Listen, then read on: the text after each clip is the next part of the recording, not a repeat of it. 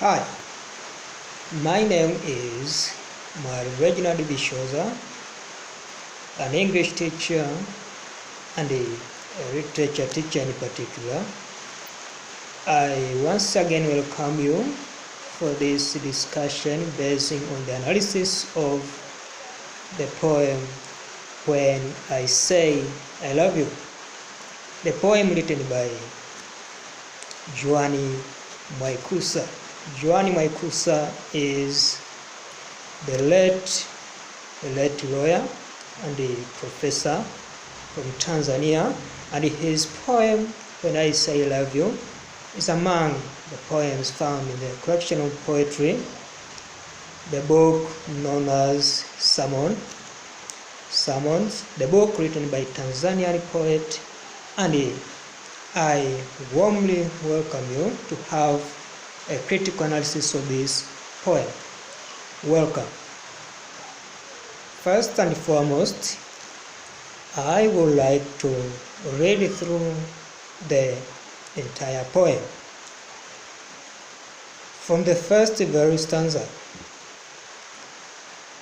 Don't take my word literally, for I am just like a child that speaks to imitate, repeating after its mate, I love you, I love you, these words are not mine.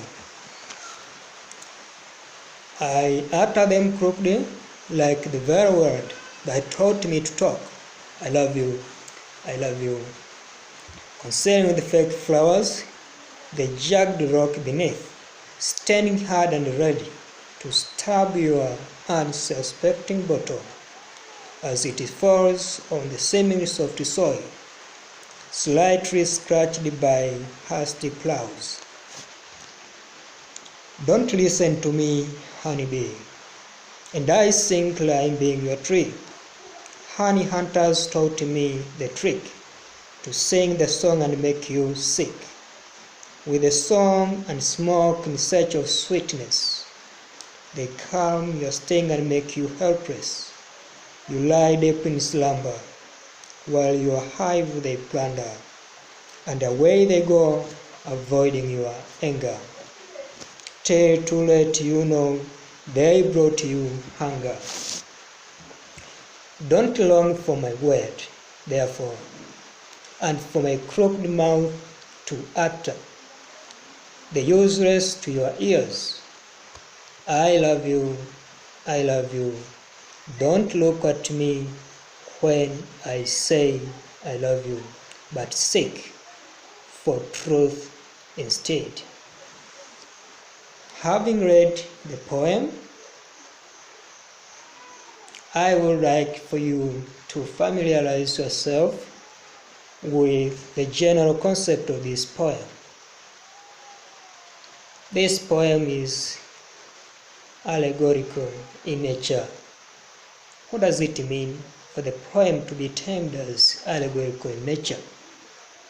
For any work of art to be allegorical, it simply means that such a particular work of art has two levels of meaning.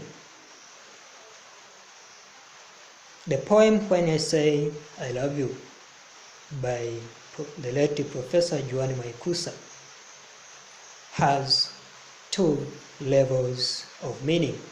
And the first level of meaning is all about the general concept of untrue love. Untrue love being the first phase, the first interpretation of this particular poem. It has been obvious in the contemporary world that love has been considered as a game to cheat individuals, a game of trying to cheat in love, trying to make others feel guilt of insincere love. And this has definitely resulted to conflicts in the society. The persona in this poem is not by interpretation a true lover, but he is the one whose behavior is to cheat in love, simply because we find him being honest when expressing his feelings to his lover. And this may probably result to misinterpretation and dissatisfactory regarding the reception of this message to the concerned individual. On the other side, apart from untrue love, mind you that this is an allegorical work of art. It has got two levels of meaning. Having conceptualized on the first level of meaning, may I shift you to the next part of this poem regarding interpretation. This poem highlights to us the general concept of exploitation nature of relationship between the developed nations and the developing nations. Talking of the developed nations, I mean nations of the Western world, European nations. And talking of underdeveloped nations, I mean African countries. In other words, they are termed as third world countries. The relationship between these two nations are exploitative in nature, whereby we find the Western world trying to impose some sorts of exploitation through importation of aids and grants, claiming to help and trying to recover the poor living condition in Africa, while in a realistic sense, Africans find themselves being exploited in all aspects of life. Some words have been used symbolically in this poem. Words like honeybee and little bird symbolize developing nations. On the other hand, these particular two words, honeybee and little bird, symbolize women or girls who are always cheated in love by men who are actually not true lovers. Having given the brief description of this poem, let us come to critical analysis of this poem basing on form and content by starting with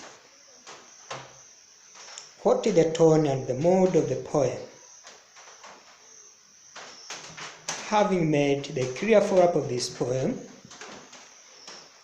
tone simply means the voice quality of the persona, whereby it is through the voice quality of the persona that one can familiarize and one can get informed of the mood of the persona.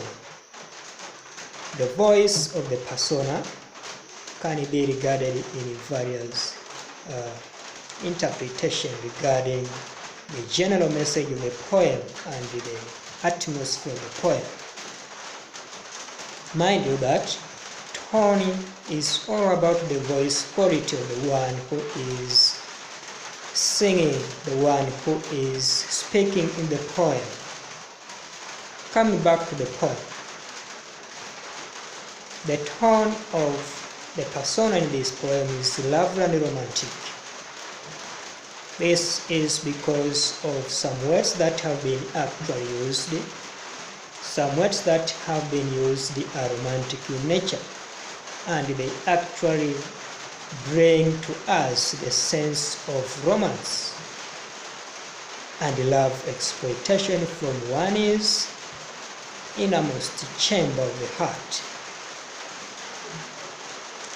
The mood of this poem is romantic as well.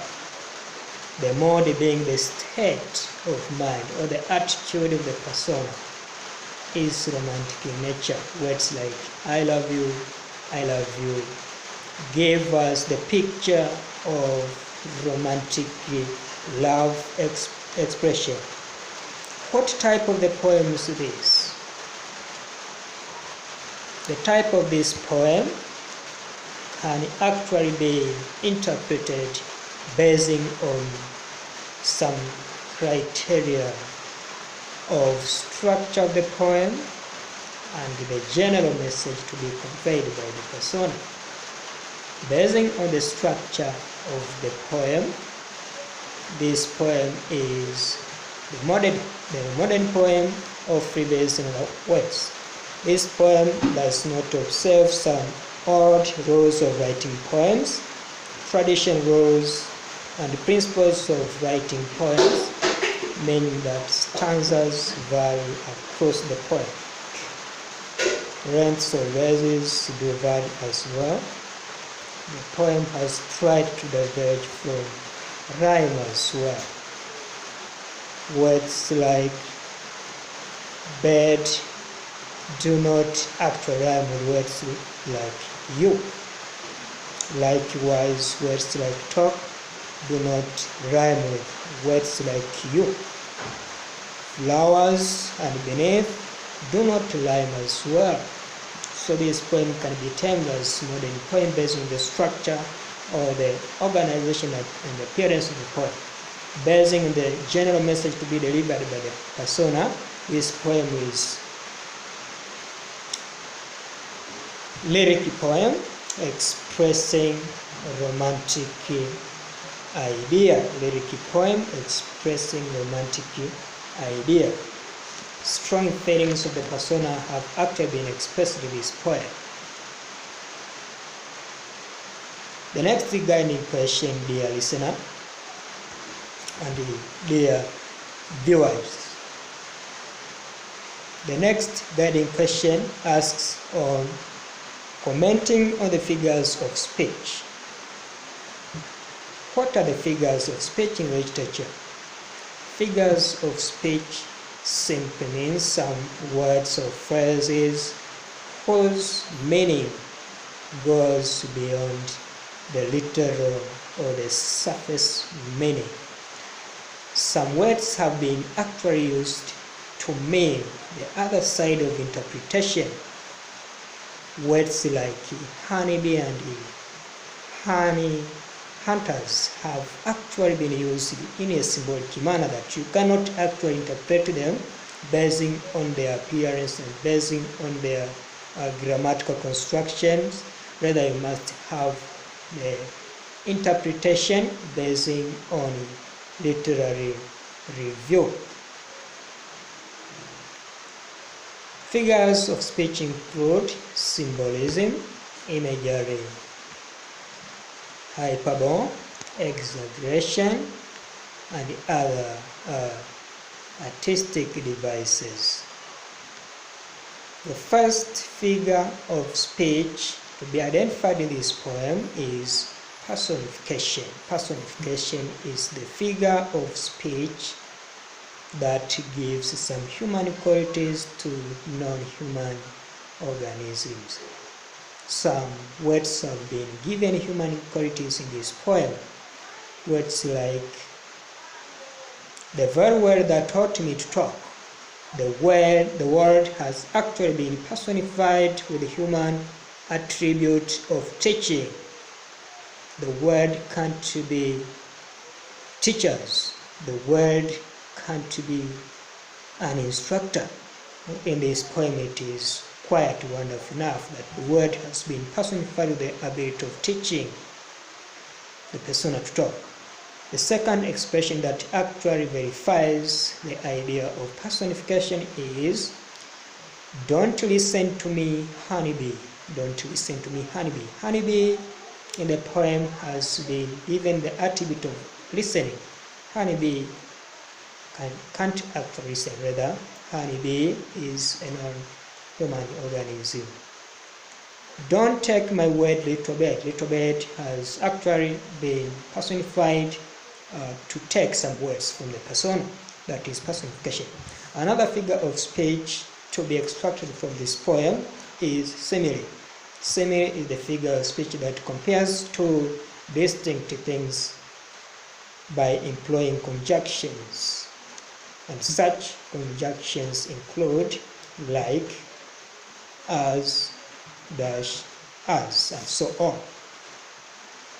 In this poem, simile is manifested through the line that states, I am just like a child, whereby the persona compares himself with a child. Another figure of speech is euphemism. Euphemism is the figure of speech that uses polite expressions to the place where impolite expressions or harsh expressions would be used. Some words have actually been used to avoid the open mentioning of offensive words that would actually offend some individuals. The poet explains the act of making love euphemistically in this way. The following expression actually verifies euphemism, whereby the line that states, the jagged rock beneath, these words have been used to mean male sexual organ, the jagged rock beneath. The expression standing hard and ready to stab has actually been used to mean erection. The standing hard and ready to stab to mean erection, that is a biological concept, erection. An expression as it falls on the seemingly soft soil has actually been used to symbolize penetration of the male sexual organ into the female sexual organ. Slightly scratched by hasty plows has actually been used to denote the general idea of copulation. The next figure of speech is symbolism. Some words have been used symbolically in the poem. Words like little bird and honeybee symbolize women or girls or developing nations, countries. Words like honey hunters have been used to symbolize the developed nations or men who cheat in love. This has been drawn from the idea of allegorical interpretation of this poem. A hive and sweetness symbolize resources that are actually being scrambled by the Western nations in Africa. Words jagged rocks symbolize penis or male reproductive organ. Words like soft soil symbolize female reproductive organ. Hasty plows symbolize copulation. Another figure of speech is imagery. It is the figure of speech that creates the mental picture into the mind of readers, and some words have actually used to appeal to either of five human senses. And the first image that has been used is the expression in search of sweetness. Sweetness, the word that has actually been used to appeal the sense of taste. The phrase standing hard appeals to the sense of vision. Words like hasty plows and climbing your tree have actually been used to denote the idea of kinetic image. We picture into the mind a particular appearance of a particular action or process. Words like, as I sing, appeal to the sense of hearing. Another figure of speech is repetition. Dear listeners and viewers, repetition is the figure of speech that repeats some words or phrases for the sake of emphasis. Words like I love you have been repeated several in the poem. Another figure of speech, and this can be termed as a musical feature, that is alliteration. Alliteration is the figure of speech. In other words, it is termed as a musical feature whereby a consonant sound is repeated at the beginning of stressed words or syllables in a line or verse in the poem. Tracing back to the verse concerning the fake flowers, the sound has been alliterated. Another figure of speech is allegory, a figure of speech or work of art that is characterized by two levels of meaning. Can be a poem and work of art, can be characters and events or symbols that can actually denote or symbolize something else, whereby you find some words that have been given with the two levels of meaning. Words like honeybee and honey hunters mean women on one side, and on the other side mean developed and developing nations.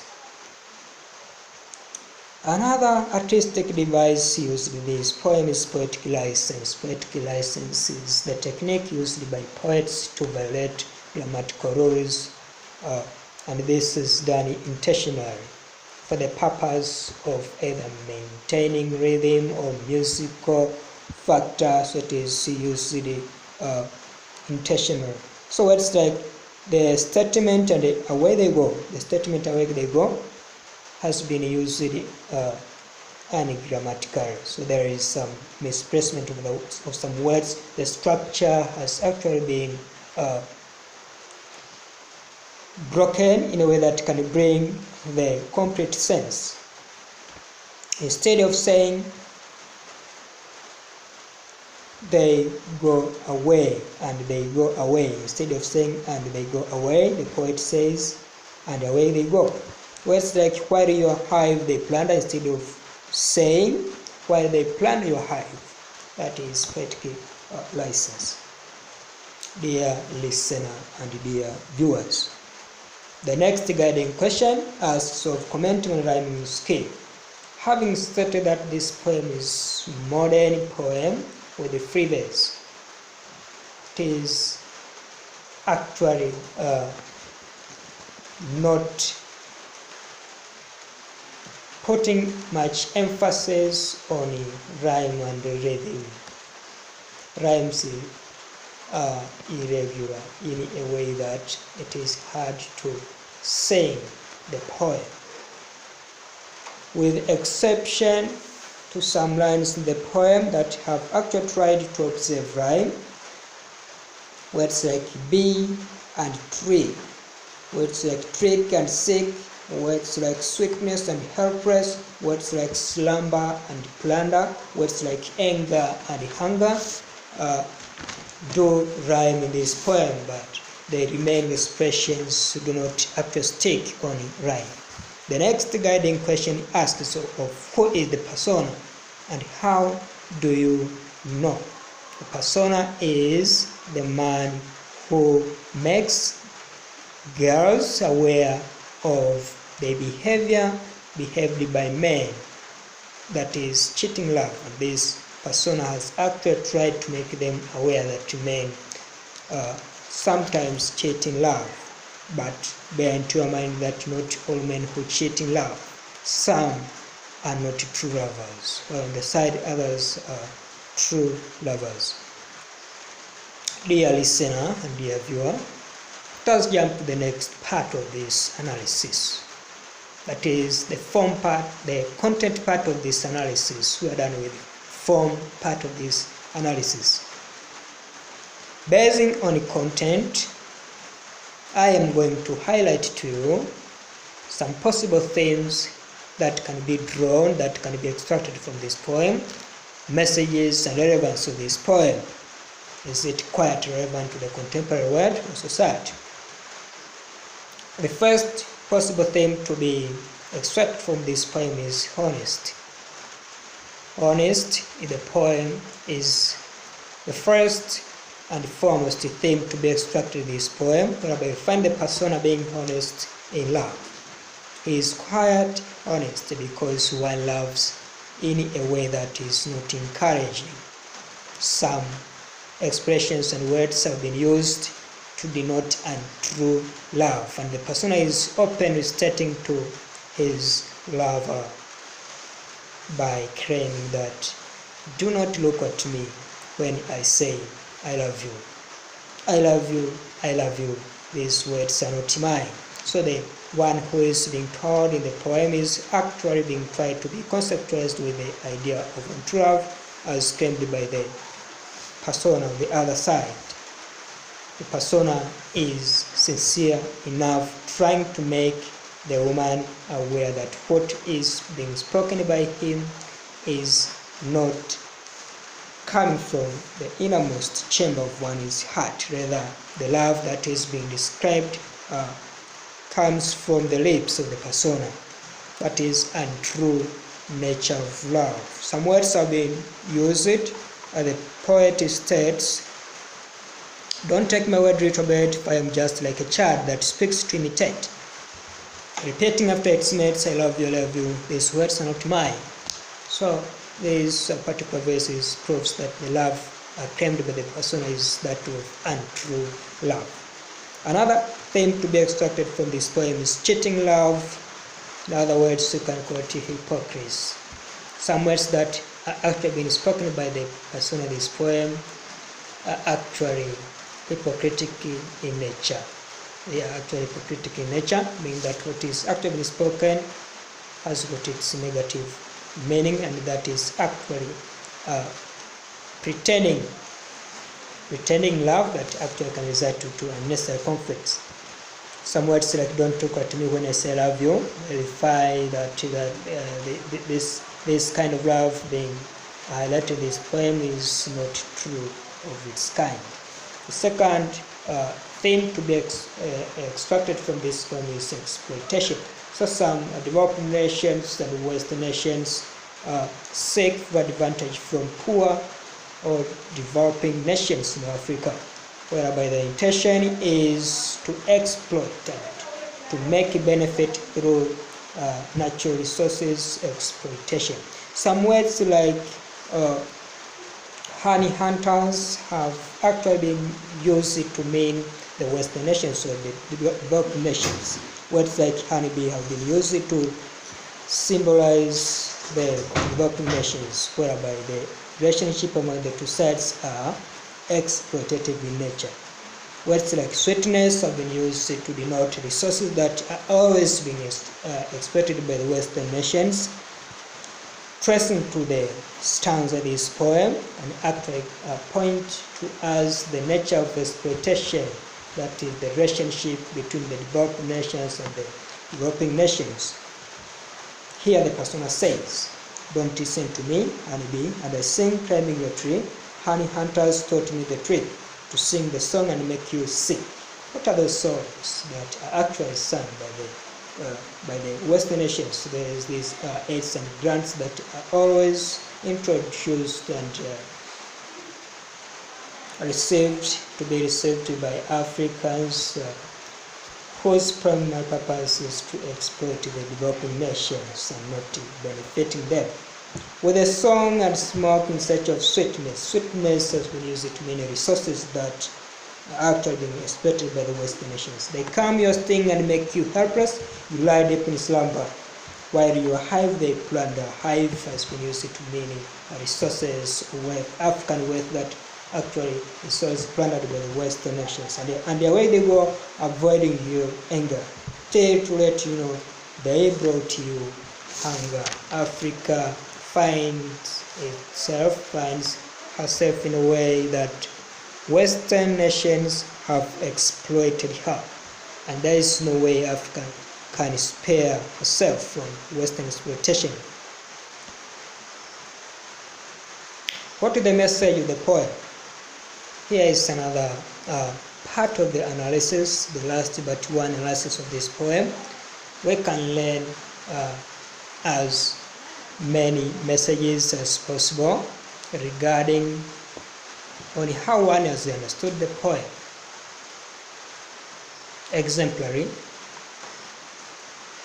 The message to be drawn from this poem is that the relationship that exists between the developed nation and the developing nations is exploitative in nature.